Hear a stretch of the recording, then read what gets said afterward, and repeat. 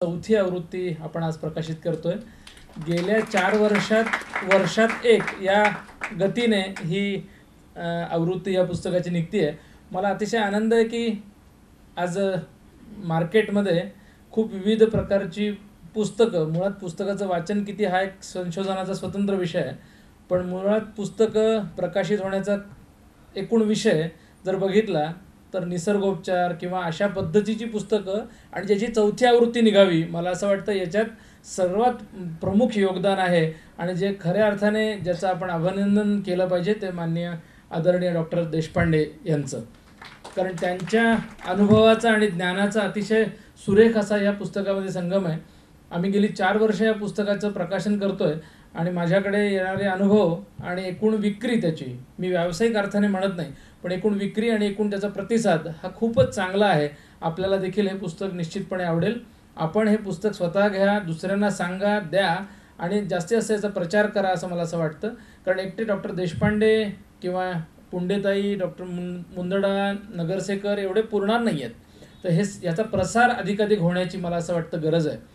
एकीकडे बलाढ्य अशी काय मी त्याला हॉस्पिटल्स म्हणत नाही, मी त्याला मल्टी स्पेशालिटी हॉटेल्स असं म्हणतो, की एका अर्थाने ती हॉटेल्स आहेत आणि त्या ती 5 स्टार 7 स्टार हॉटेल्स एका अर्थाने आहेत आणि तिथं गेल्यानंतर आपण उत्तमपणे पैसे देतो आणि उत्तमपणे छानपैकी हॉटेलिंग पूर्ण करून घरी येतो।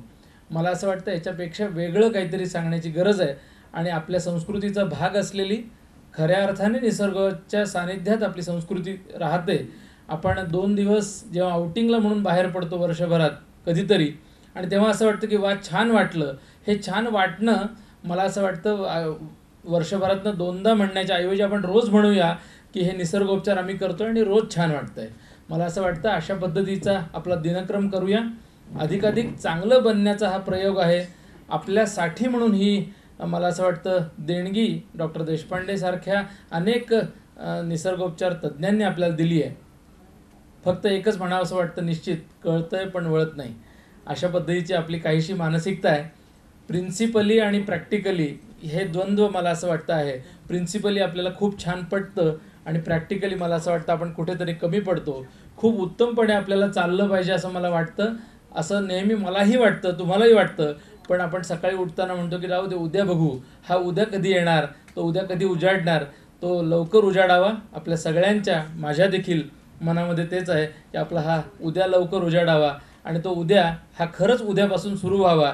आणि ही निसर्गोपचाराची ही जी चाललेली यात्रा आहे ती मला असं वाटतं आपण सगळ्यांनी मिळून पुढे नेऊया, अधिकाधिक याचा प्रसार आणि प्रचार करूया, या पॅथीसाठी अधिक आपण कॉन्ट्रीब्युशन देऊया, तर मला असं वाटतं आजचा हा कार्यक्रम आणि आजच्या ह्या वक्त्यांचं बोलणं यशस्वी झालं असं मला वाटतं। या निमित्ताने आपण सगळेजण मोठ्या प्रमाणावर आलात, प्रकाशक या नात्याने देखील आपल्या सर्वांचे मनापासून या ठिकाणी मी आभार मानतो। या कार्यक्रमासाठी आपण अधिकाधिक वेळ दिलात त्याच्यासाठी मी सर्वच वक्त्यांचे, विशेषतः डॉक्टर मुंदडा सर, मगाशी डॉक्टर एरंडे सर त्यांच्या कामासाठी गेले, त्यांचंही, नगरसेकर माननीय विनयाताई, आमच्या पुंडेताई आणि बाबांचेच सुपुत्र असलेले जे ह्या कामामध्ये मदत करत आहेत त्यांचे देखील खूप खूप मनापासून मी या ठिकाणी आभार मानतो।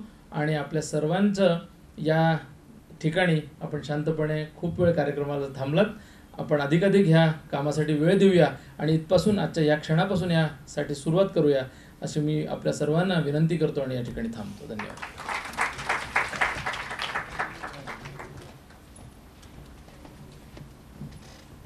समारोपाचे 2च शब्द आपल्याला दीर्घ आयुष्याची शुभेच्छा देते। स्वस्थ भारत अभियानमध्ये आपण सगळेजण सहभागी व्हा, जास्तीत जास्त योग निसर्गोपचार शिकून घ्या, त्याच मार्गाकडे सुरुवातीला जा, नंतर मग 7 स्टार हॉस्पिटल्समध्ये प्रवेश घ्या।